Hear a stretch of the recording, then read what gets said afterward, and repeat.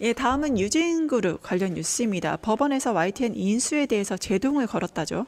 네, 윤석열 정부 당시 강행된 YTN 민영화 과정에 위법이 있었다라는 판결이 나왔습니다. 윤석열의 최측근인 김홍일 위원장 시절 방통위가 5명 정원 중 위원 2명만으로 YTN 최대 주주를 유진그룹으로 바꿨던 처분을 취소하라는 건데요. 관련해서 영상 보고 오겠습니다.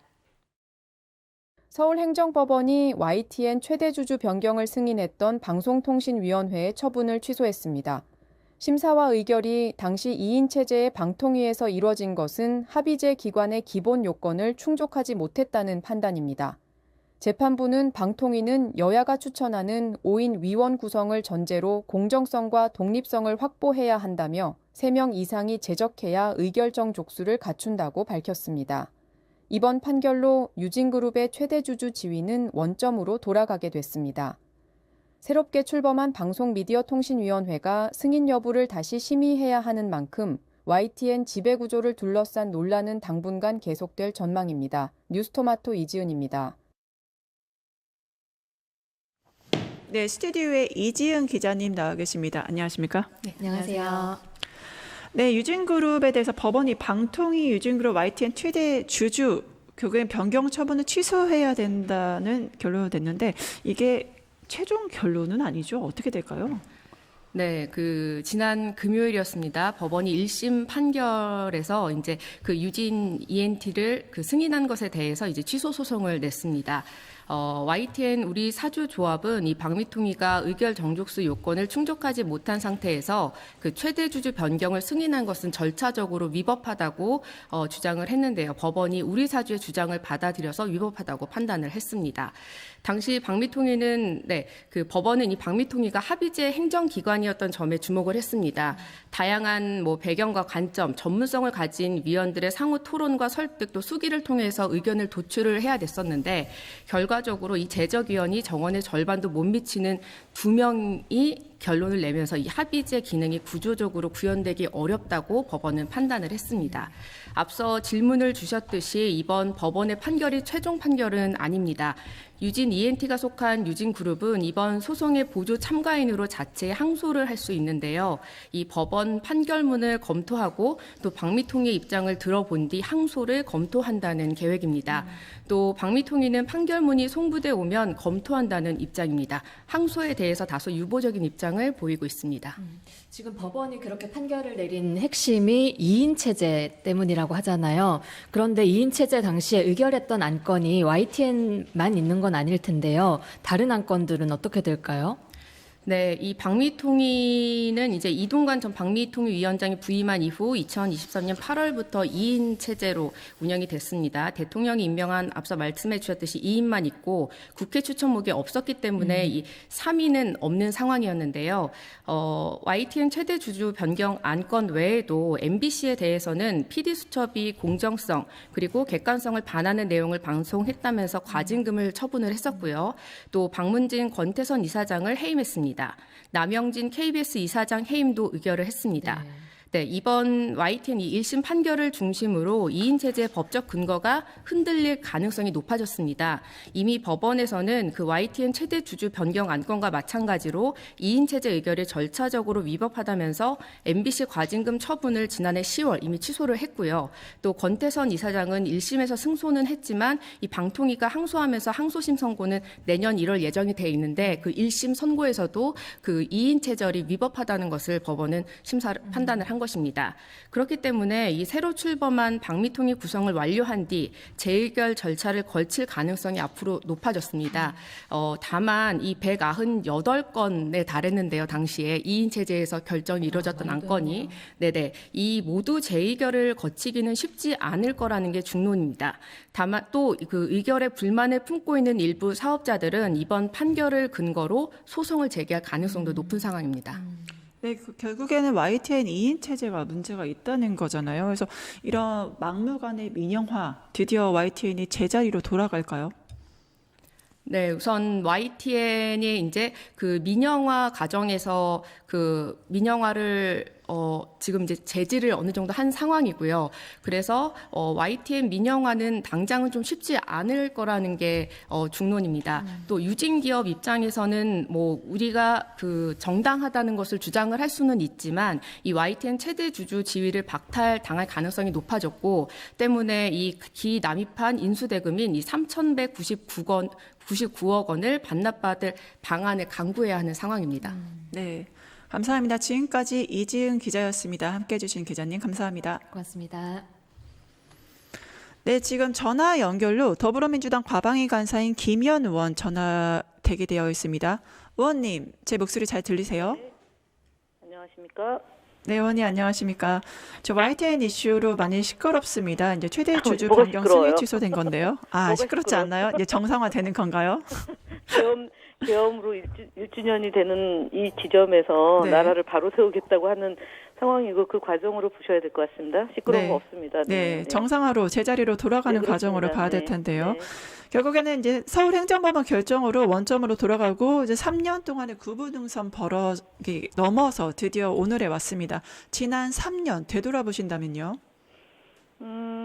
윤석열 정부가 사실은 돌이켜보면 SBS에서 김혜경 그 후보 부인 카드 문제를 가지고 몇 날 며칠 보도를 했던 상황이었어요. 네. 그래서 급기야는 뭐 사과까지 하고 대선을 치렀고요. 두 번째는 대장동 이슈로 어쨌든 도배를 했었던 상황이었습니다. 언론의 보도가 공정하지 못하고 특정 후보에게 편파적으로 부정적인 여론을 몰아간다면 결국은 그것은 고스란히 대한민국의 불행한 결과로 귀결될 수밖에 없습니다. 결국 윤석열 정부가 방송장악뿐만 아니라 도처에서 김건희 부부로 일컬어지는 소위 V1, V0 그런 식으로 국정을 농단했기 때문에 네. 급기야는 탄핵까지 발동을 하고 파면되는 그런 상황으로 도래됐습니다. 일단은 6월 4일부터 이재명 정부로 지금 국정이 운영되고 있는데요. 3년 동안에 국격은 추락하고 경제는 굉장히 어려운 상황으로 직면했고 국민들이 그런 부분에 대해서 걱정했지만 어쨌든 제대로 바로잡는 노력들을 6개월 가량 이제 진행이 됐고요.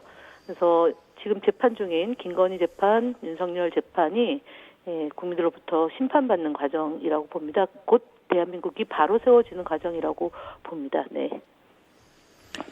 네, 결국에는 방통 2인 의결이 위법하다는 거잖아요. YTN 최대 주주가 이제 공기업으로 바뀔 수 있다는 건데 이번 판결 평가하신다면요?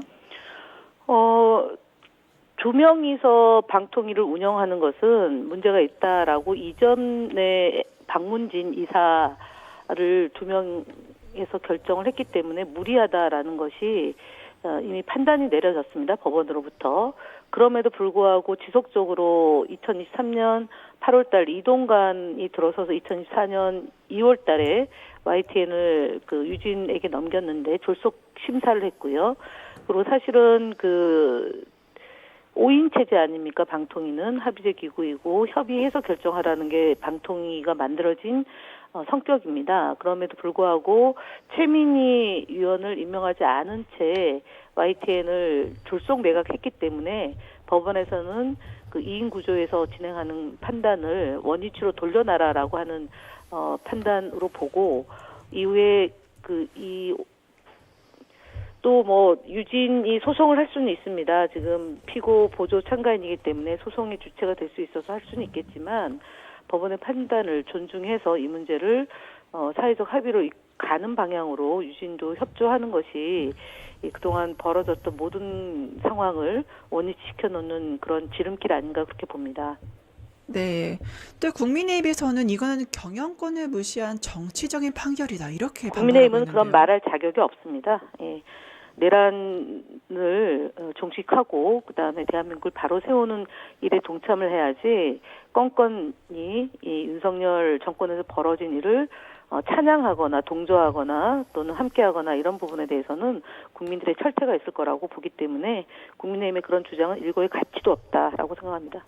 네, 결국에 YTN 민영화가 실패했다고 봐야 되는데 아까 김건희 잠깐 얘기하셨잖아요. 그래서 네. 이런 유진그룹과 YTN 불법 거래, 이제 김건희 보복으로 팔린 걸로 이해를 해도 될까요? 유진으로 넘어가는 과정에서 김건희가 역할을 했다라는 것은 아직 증거가 없기 때문에 그 부분에 대해서는 저희가 신중하게 말씀을 드리고요.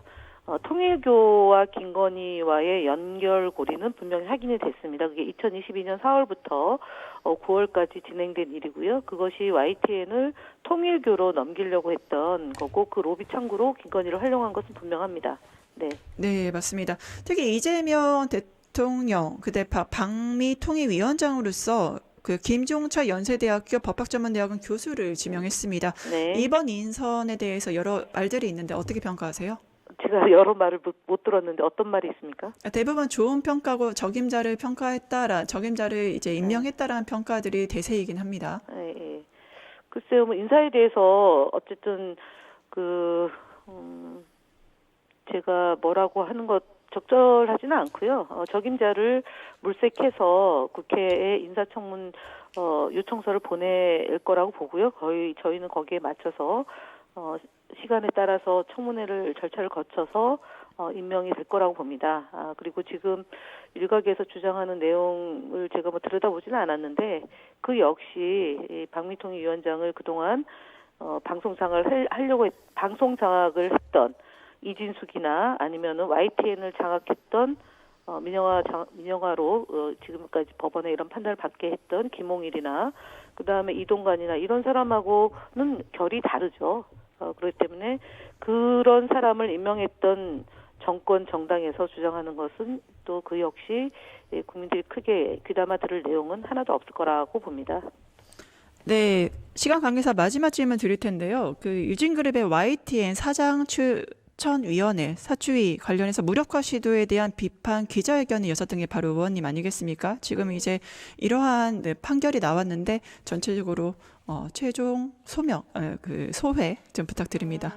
그리고 앞으로의 이제 의원님이 이제 언론의 정상화를 위해서 하고 싶은 이제 해야 될 그런 역할들도 소개 부탁드립니다. 네, YTN에 대한 위법한 판단이라는 것은 시작에 불과하고요. 그 이후에 국회 차원에서 국정조사도 진행을 해야 된다고 보고요. 또 더불어민주당 안에는 윤석열 정권 아래에서 벌어진 헐값 매각 등의 불법 행위에 대한 진상조사를 위한 특별위원회가 구성되어 있습니다. 그래서 이 부분에 대해서는 YTN뿐만 아니라 TBS 방송국을 폐지한 서울시의회나 오세훈 시장의 그런 만행도 저희는 다시 한번 되짚어봐야 되고요.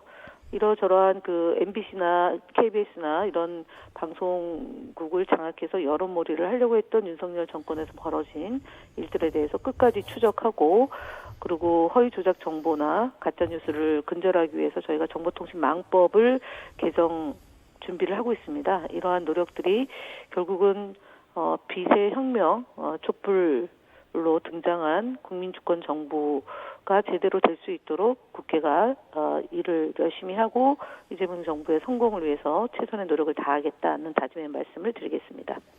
네, 의원님 함께해 주셔서 감사합니다. 지금까지 김현 더불어민주당 의원님이었습니다. 네, 감사합니다. 감사합니다. 유튜브 구독하고 실시간 채팅과 댓글을 남기시면 매일매일 실천 TTCO를 드립니다. 참여 방법은 통통물 어플을 다운로드하고 회원가입과 로그인을 해주세요.